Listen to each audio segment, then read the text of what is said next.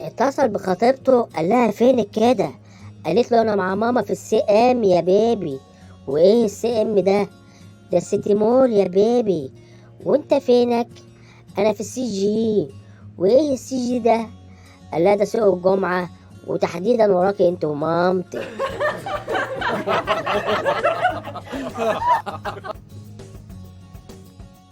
واحد اشترى كلب لمراته، وبعد يومين الكلب عضها وماتت. جه صاحبه على العزا، لقى رجاله كتير. قال له كل دول جايين يعزوا مراتك؟ قال له لا، دول جايين يشتروا الكلب.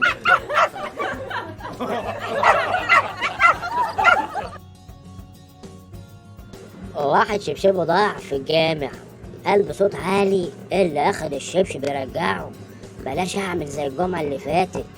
كلهم خافوا وقعدوا يدوروا عليه ورجعوا له الشبشب.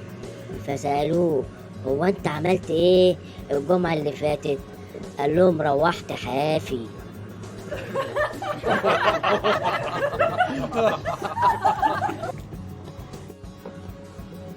النهارده في المستشفى بقول لواحدة بتضرب جوزها علقة عديني لو سمحتي. قالت لي عد بروح امك انت كمان. عديت بروح امي وانا ساكت.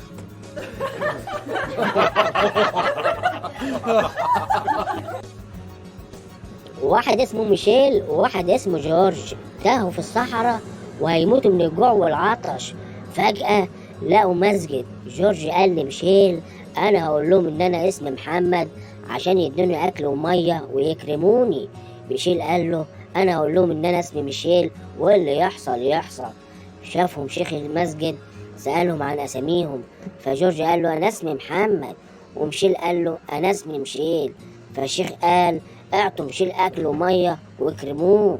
وانت يا محمد انت عارف طبعا ان احنا في شهر رمضان. استنى باقي 4 ساعات على الفطار. الله عليك الله.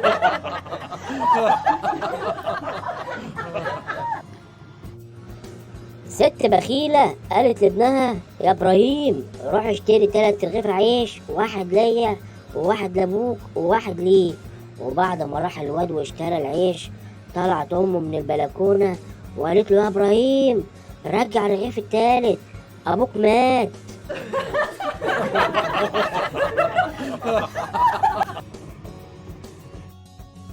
مصري بيتكلم سوداني بيقول له تعرف ان ابن خالتي مات من كتر الهموم؟ السوداني قال له يا اخي طالما مش قد الهموم بيتهمم ليه؟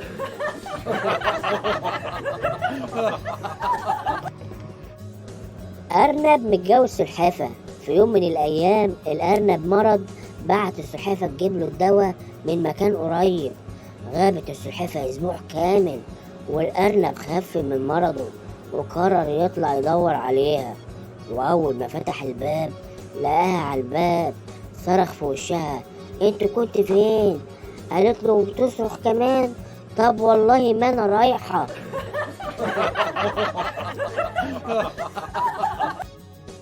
أرنب اتجوز سلحفة. في يوم من الأيام الأرنب تعب، بعت السلحفة تجيب له الدواء من مكان قريب. غابت السلحفة أسبوع كامل والأرنب خف من التعب بتاعه وقرر يطلع يدور عليها. أول ما فتح الباب لقاها على الباب. صرخ في وشها انت كنت فين؟ قالت له بتصرخ كمان؟ طب والله ما أنا رايحة. مرة واحد عمل مسابقة، قال اللي هيخش الغابة ويصطاد قطة هديله بوزنها دهب. وجابوا 3 ألماني وفرنسي وصعيدي ودخلهم الغابة. تاني يوم الألماني جاب قطة وزنها 5 كيلو. تالت يوم جه الفرنسي معاه قطة وزنها 7 كيلو. عدى أسبوع والتاني وما جاش الصعيدي. راحوا يدوروا عليه لقوه معلق نمر وبيقول له هتنونو يعني هتنونو.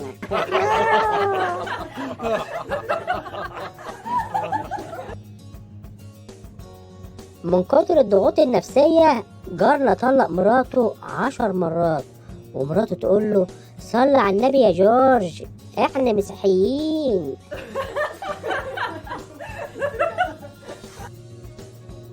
سألوا راجل بخيل طحن تعمل ايه لو الدنيا برد؟ قال اروح جنب الدفاية. قالوا لو الدنيا بردت اكتر؟ قال لهم اقرب من الدفاية. قالوا لو بردت اكتر واكتر؟ قال لهم هلزق في الدفاية. قالوا طب لو نزل تلج؟ قال لهم هشغل الدفاية بقى وامر لله. من كتر الضغوط النفسية جارنا طلق مراته 10 مرات، ومراته تقول له صل على النبي يا جورج احنا مسيحيين. سائح طلع على جبل في منطقة الأهرامات وشاف واحد ماسك صنارة صيد. السائح قال له انت بتصطاد ايه هنا؟ فرد المصري مالكش دعوة. قال له اوكي بس قول لي انت بتصطاد ايه؟ المصري قال له روح جيب لي غدا وحاجة ساعة و10 علب سجاير وتعالى اقول لك انا بصطاد ايه. راح السائح وعمل كل حاجة هو عايزها وقال له يلا قول لي انت بتصطاد ايه بقى؟ رد المصري والله انت رابع واحد اصطاده النهارده، يلا يستاهل.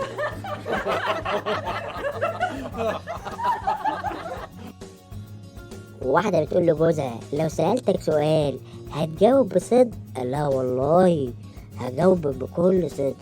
سألته لو هجم أسد عليا وعلى ماما هتساعد مين فينا؟ قال لها الأسد طبعا.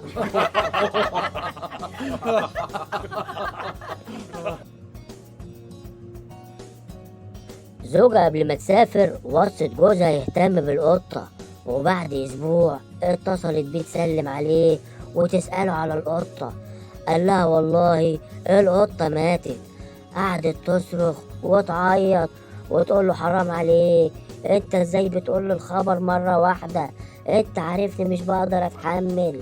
كنت قلت لي انها النهاردة بتلعب فوق السطح وبكرة تقول لي انها وقعت من على السطح واتعورت شوية وبعد بكرة تقول لي انها ماتت. على العموم الله يسامحك. المهم بابا عامل ايه؟ قال لها ابوكي بيلعب فوق السطح.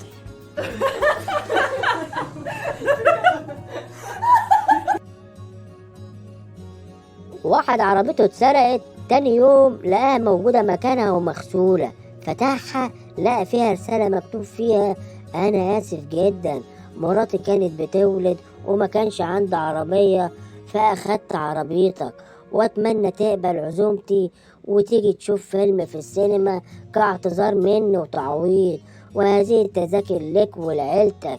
الراجل مسح دمعة الفرح اللي في عينيه وقال والله فعلا الدنيا لسه بخير.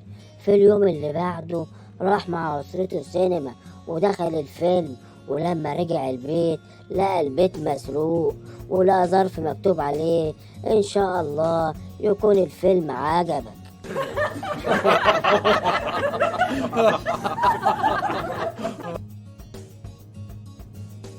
واحدة خلفت بنتين توأم، جت حماتها تشوفهم، راحت جابت واحدة لأن التانية كانت نايمة، قالت لها هات أختها لما أشوفها. راحت على الأوضة وجابت نفس البنت عشان مش عاوزة تصحي التانية. شافتها حماتها قالت لها ما شاء الله ده أحلى من أختها بكتير.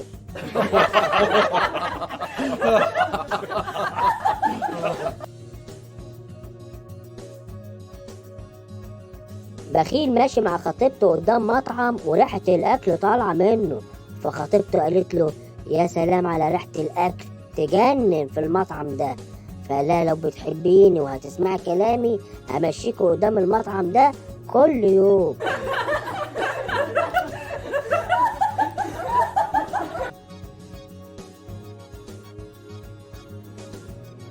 رحت صيدلية عشان اشتري دواء، لقيت الدكتور بيشطب على السعر القديم اللي على الدواء وبيكتب سعر جديد.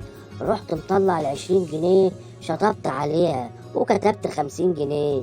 الدكتور قال لي انت بتهزر؟ قلت له امال هسيبك تهزر لوحدك؟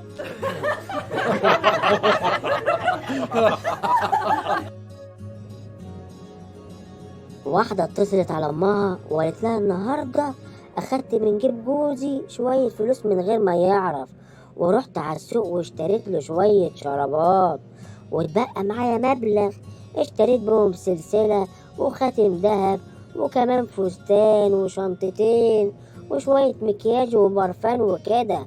ولما عرف جوزي معرفش ليه اتجنن وزعل. أمها قالت لها يمكن الشرابات ما عجبتوش أو طلعوا وسعين عليه. هما كده الرجالة، مهما تعملوا لهم كله على الفاضي، ما بيعجبهمش العجب ولا الصيام في راجب، زي القطط ياكلوا وينكروا. يلا حسبي الله ونعم الوكيل، رجالة تموت في النكد.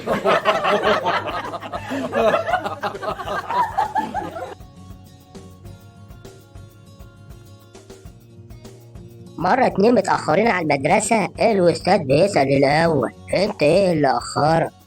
قالوا أنا كانت في 5 جنيه ضايعة مني وبدور عليها. فسأل التاني وأنت إيه اللي أخرك؟ قال له أنا اللي كنت دايس عليها.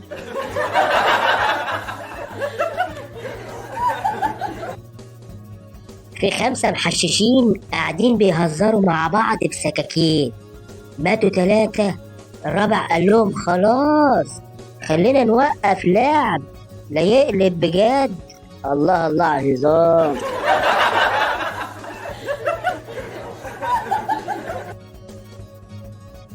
الأم بتقول لبنتها لو عايزة تكسبي جوزك عامليه زي ابنك الصغير. قالت لها ماما يعني انت شايفة ان الشبشب يمكن يجيب نتيجة معاه؟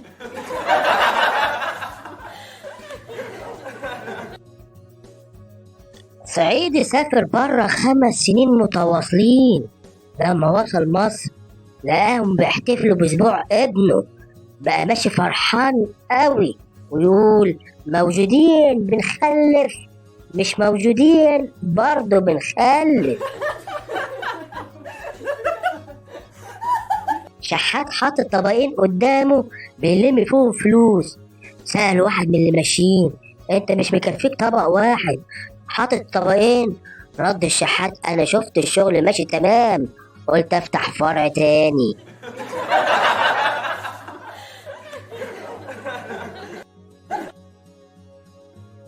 حشاش عم بيقول لصاحبه حلمت امبارح ان احنا الاتنين صرنا فنانين، انا فنان تشكيلي وانت فنان اشكيلك.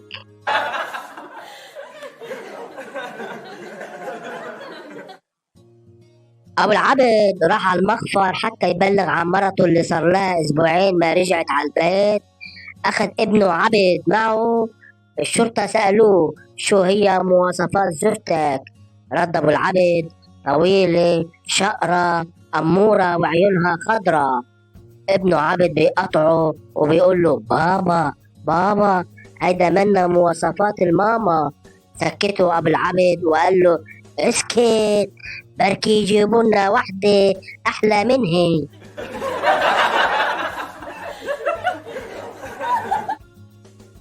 واحد شاف واحد قاعد بيضحك، سأله ليه بتضحك؟ قال له كنت قاعد اقول لنفسي نكتة اول مرة اسمعها.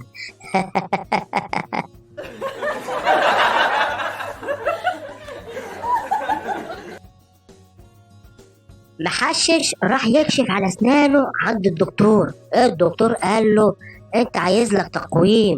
المحشش قال له هجري ولا ميلادي؟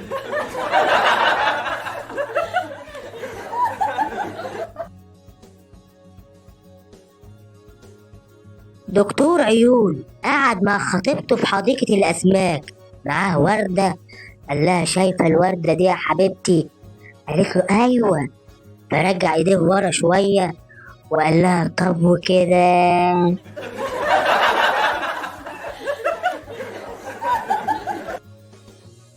واحدة ست بتقول لجوزها لو ما كنتش رضيت اتجوزك كانت حياتك بقت فاضية. قال لها ايوه بس محفظتي كانت هتبقى مليانة.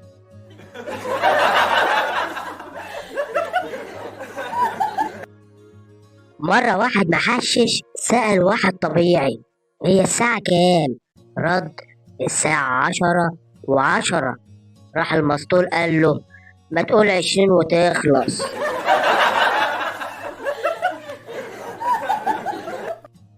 واحدة دايما بتنكد على جوزها ليل ونهار.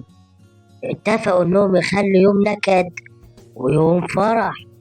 فكانت مراته في يوم الفرح تتحزم وترقص وتغنيله: بكرة النكد، بكرة، بكرة النكد، بكرة.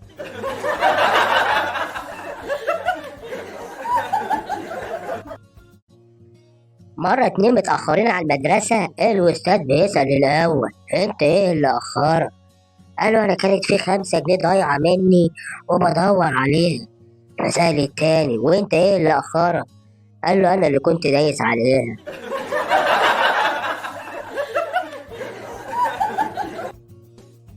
في 5 محششين قاعدين بيهزروا مع بعض بسكاكين. ماتوا 3، الرابع قال لهم: خلاص خلينا نوقف لعب لا يقلب بجد. الله الله على الهزار.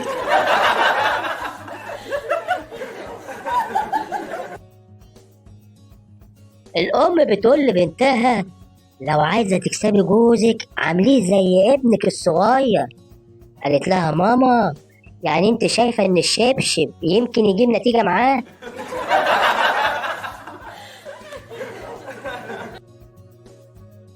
صعيدي سافر بره 5 سنين متواصلين.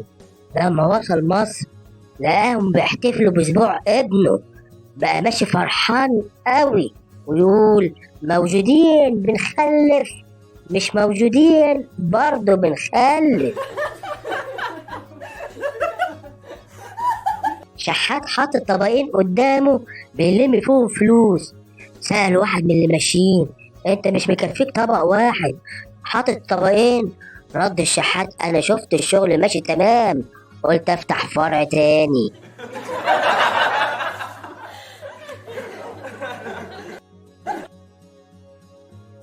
حشاش عم بيقول لصاحبه: حلمت امبارح ان احنا الاتنين صرنا فنانين، انا فنان تشكيلي وانت فنان اشكيلك.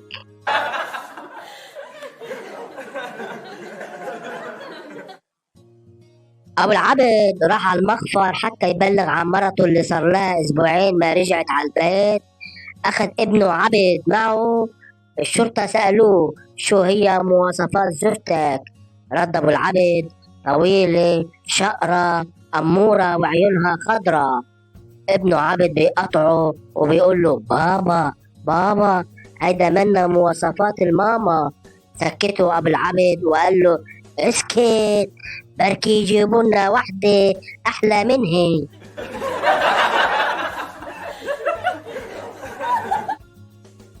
واحد شاف واحد قاعد بيضحك، سأله: ليه بتضحك؟ قال له: كنت قاعد أقول لنفسي نكتة أول مرة أسمعها.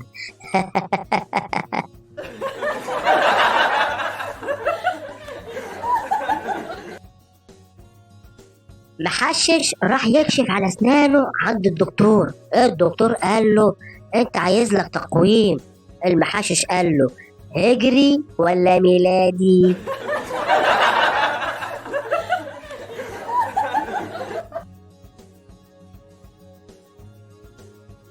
دكتور عيون قعد مع خطيبته في حديقة الأسماك، معاه وردة. قال لها: شايفة الوردة دي يا حبيبتي؟ قالت له: أيوة. فرجع إيديه ورا شوية وقال لها: طب وكده؟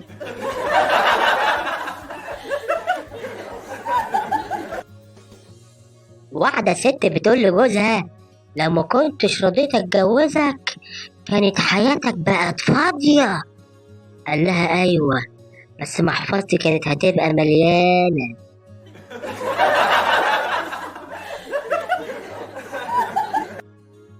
مرة واحد محشش سأل واحد طبيعي: هي الساعة كام؟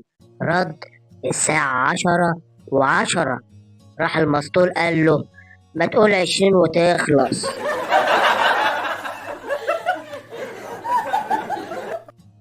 واحدة دايما بتنكد على جوزها ليل ونهار. اتفقوا انهم يخلوا يوم نكد ويوم فرح. فكانت مراته في يوم الفرح تتحزم وترقص وتغنيله: بكرة النكد، بكرة، بكرة النكد، بكرة.